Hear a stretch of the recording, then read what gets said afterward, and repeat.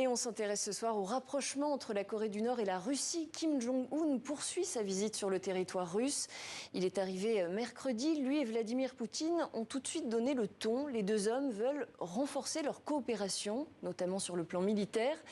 Pour en parler, Marianne Perron-Doise, chercheuse associée à l'IRIS, spécialiste des questions stratégiques en Asie, est avec nous. Bonsoir, bienvenue.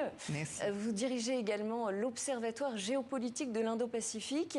Et puis en ligne sur Skype avec nous également Sylvestre Mongrenier, chercheur à l'Institut français de géopolitique, directeur de recherche à l'Institut Thomas More. Je précise que vous êtes l'auteur de l'ouvrage Géopolitique de la Russie paru aux éditions PUF. Marianne Perron-Doise, première question.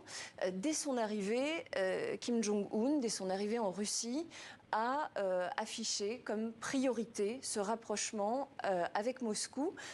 Expliquez-nous cette visite, pourquoi est-ce qu'elle intervient maintenant ? Alors, il y a beaucoup de raisons, mais je pense que la première, c'est une opportunité absolument inespérée, disons-le, pour le leader nord-coréen de sortir de son pays après cet isolement de quasiment 2 ans dû à la période de Covid, où les frontières ont été très tôt fermées et où on était sans grande nouvelle, à vrai dire, du pays. Et donc, il le fait en ayant finalement les projecteurs braqués sur lui, parce qu'il le fait dans le cadre d'une visite officielle qui est très savamment, je dirais, mise en image, puisqu'on a une avalanche de photos, de déclarations, et en fait, il se trouve traité en égal par Vladimir Poutine, qui est pour lui un voisin puissant, avec lequel, de toute façon, son pays a toujours entretenu des liens historiques assez traditionnels. Donc, toutes les conditions sont réunies pour le mettre en valeur, sachant que finalement, Poutine, qui est à l'origine de cette visite, a visiblement besoin de lui. Et donc, on s'attend à ce que, évidemment, un deal ou quelque chose sorte de cette rencontre. Alors justement, Jean-Sylvestre Mongrenier, c'est vrai que on a vu ces dernières 48 heures Kim Jong-un et Vladimir Poutine multiplier les symboles, échanges de fusils, visites de sites militaires. Il y a quand même une visite à tonalité martiale. Et pourtant, le Kremlin affirme aujourd'hui qu'aucun accord n'a été signé. Est-ce qu'on peut vraiment le croire ? Est-ce que c'est crédible, selon vous, qu'aucun accord n'ait été signé entre les deux pays ? Ce qui est évident, c'est qu'il s'agit de deux pays proches. Alors, comme ça a été rappelé, c'est historique, c'est généalogique, puisque finalement, la Corée du Nord, c'est une création soviétique. Il faut se rappeler que c'est la zone d'occupation soviétique dans la péninsule de Corée en 1945, et ensuite la création de la Corée du Nord. Il faut également rappeler la guerre de Corée de 1950 à 1953, qui avait été déclenchée par la Corée du Nord, invasion de la Corée du Sud, avec le soutien à la fois de la Chine de Mao Tse-tung et puis de l'URSS de Staline.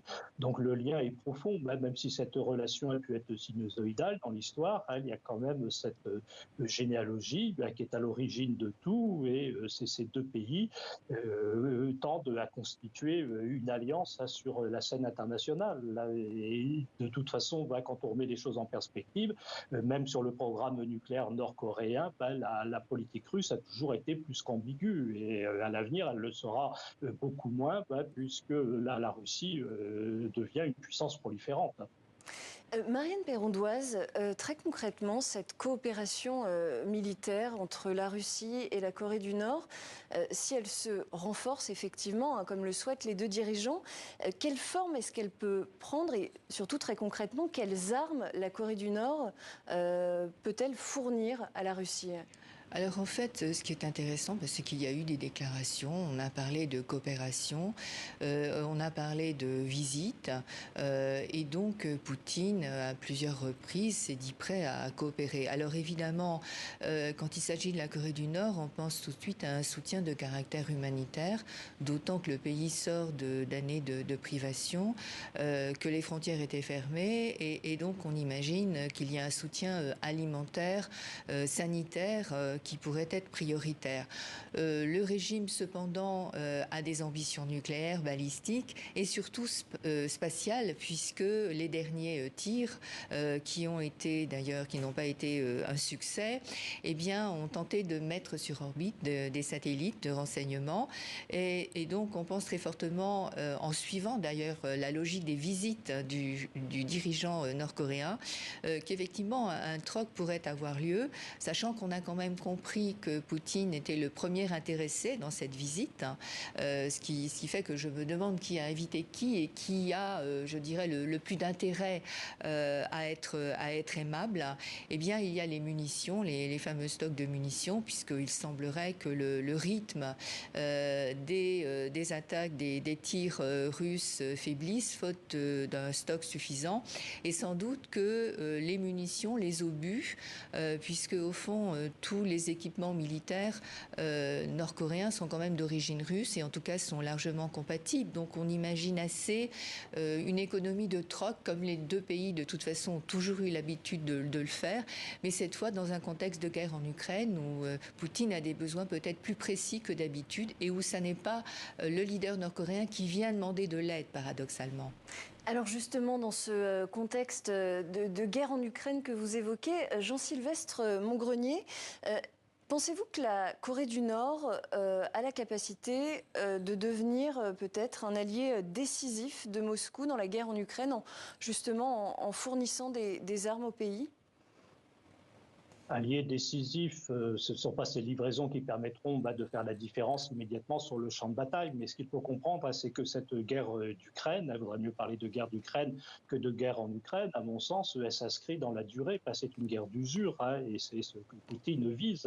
L'idée, c'est que l'Ukraine finira par plier ou que les alliés occidentaux finiront par se lasser, que certains d'entre eux sont tentés par une politique d'apaisement. Et donc, ce qui compte dans l'immédiat, c'est durer. Et le soutien nord-coréen peut permettre, entre autres facteurs, à la Russie de durer. Donc c'est quelque chose d'extrêmement important. Alors par ailleurs, du côté nord-coréen, je voudrais insister sur le fait que ce ne sont pas uniquement des ambitions nucléaires et balistiques. Le fait est que la diplomatie a complètement échoué. Le dialogue à 6, qui avait été initié il y a une vingtaine d'années, a échoué. Et la Corée du Nord, aujourd'hui, est une puissance nucléaire, une puissance balistique. Alors ils peuvent encore faire mieux, si l'on peut dire. Ils veulent améliorer leurs performances sur le plan des technologies spatiales, sur des technologies satellitaires, et ils peuvent espérer beaucoup de choses de la part de la Russie en contrepartie. Et au-delà de ce tandem entre la Russie d'une part, la Corée du Nord d'autre part, finalement c'est un axe de puissance révisionniste, perturbatrice, qui prend forme peu à peu entre la Russie, la Chine, l'Iran, la Corée du Nord, et la partie ne se limite pas au théâtre ukrainien ou à l'Asie du Nord-Est. Ça va depuis l'Europe jusqu'à l'Asie du Nord-Est, et les enjeux sont véritablement mondiaux. Jean-Sylvestre Montgrenier, on assiste aujourd'hui à l'alliance finalement de deux hommes qui sont extrêmement isolés, tous les deux, sur la scène diplomatique internationale, qui sont complètement mis au banc par l'Occident. Est-ce que cette alliance est une façon pour eux de contourner les sanctions internationales qui visent leur pays ? Alors, je voudrais insister sur le fait que la Russie n'est pas isolée. Malheureusement, l'Occident s'emploie à l'isoler, mais le fait est qu'à l'intérieur des BRICS, à l'intérieur du G20, plus largement à l'intérieur de ce qu'on appelle le Sud global, la Russie bénéficie quand même d'un certain nombre de complaisances, d'un certain nombre d'ambiguïtés. Alors bien sûr, les puissances occidentales doivent s'efforcer de défaire ces partenariats, de défaire ces liens, mais surtout ne nous installons pas dans le temps de la finalité accomplie et ne présentons pas la Russie comme la Corée du Nord, comme des parias qui finalement seraient réduits aux dernières extrémités.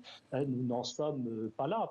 Et donc, cette alliance, parce que c'est une alliance, quand bien même elle n'est pas formalisée, comme peut l'être l'OTAN avec un article 5, avec un préambule et un traité en bonne et due forme, cette alliance, elle est véritable et elle dépasse l'axe Moscou-Pyongyang. Effectivement, Marianne Perrondoise, cette alliance, elle dépasse, comme le disait Jean-Sylvestre Montgrenier, cet axe Moscou-Pyongyang. Il y a aussi depuis quelques mois la Chine qui fait partie en tout cas des alliés de la Russie et de la Corée du Nord. Est-ce qu'on doit s'attendre dans les prochains mois, avec le renforcement de cette coopération militaire souhaitée par les deux dirigeants, à des manœuvres militaires autour de la péninsule coréenne ? Alors il y en a déjà beaucoup, comme vous le savez, mais plutôt Est-ce qu'elles peuvent gagner en intensité ? les États-Unis, la Corée du Sud, et d'ailleurs on s'attend, puisqu'il y a eu un rapprochement récent entre la Corée du Sud et le Japon, à voir se constituer quelque chose de, je dirais, de plus cohérent en termes trilatéral entre donc, ces trois autres alliés majeurs que évidemment la Russie et la Corée du Nord ont en tête. Et bien sûr, on a déjà vu la flotte du Pacifique s'entraîner avec la flotte chinoise, et il ne serait pas effectivement exclu de voir cet affichage où la Corée du Nord aurait tout à gagner, puisque au fond elle pourrait bénéficier d'exercices et d'entraînement. Je pense qu'elle n'a pas du tout la capacité, on le sait, de s'entraîner très régulièrement. Elle a des matériels obsolètes, elle a des soldats qui sont assez mal équipés et encore une fois mal entraînés, donc ça lui fournirait une occasion aux côtés de grands alliés de montrer ses capacités, de se rendre utile et de montrer qu'elle n'est pas uniquement qu'une variable d'ajustement stratégique ou un perturbateur que tout le monde regarde avec une certaine inquiétude, y compris la Chine qui regarde quand même les ambitions nucléaires et en tout cas les capacités nucléaires de la Corée du Nord avec une certaine inquiétude, ce qui fait qu'il pourrait quand même y avoir des lignes rouges à cette coopération et à la volonté de l'affichage d'une coalition. Je ne parlerai pas d'alliance, un front coalition où effectivement ils sont déjà très proches, et dans un contexte de guerre en Ukraine qui redéfinit un peu les loyautés, eh bien Poutine éprouve une certaine satisfaction à se montrer aux côtés du perturbateur nord-coréen qui gagne finalement en termes d'espace diplomatique une certaine reconnaissance. En tout cas, le Japon a dit aujourd'hui vouloir organiser un dialogue de haut niveau avec la Corée du Nord. Le Japon peut-il peser dans cette menace grandissante? Est-ce qu'il peut permettre d'apaiser les choses? On sait que les États-Unis ont manifesté leur inquiétude, mais évidemment les États-Unis sont très peu écoutés par la Corée du Nord et par la Russie. Le Japon peut-il jouer un rôle selon vous? Écoutez, on a parlé de renforcer les sanctions. On est toujours dans la pression et la coercition vis-à-vis de la Corée du Nord, y compris d'ailleurs vis-à-vis de la Russie. Mais il ne faut pas effectivement perdre des yeux le dialogue. La Corée du Sud, avec son nouveau président qui est en place, qui a quand même une attitude beaucoup plus ferme que son prédécesseur, a aussi insisté sur le fait qu'il était disponible à reprendre un dialogue avec la Corée du Nord. Le Japon, effectivement, propose ses bons offices, mais je doute que la Corée du Nord ait une envie de reprendre un quelconque dialogue.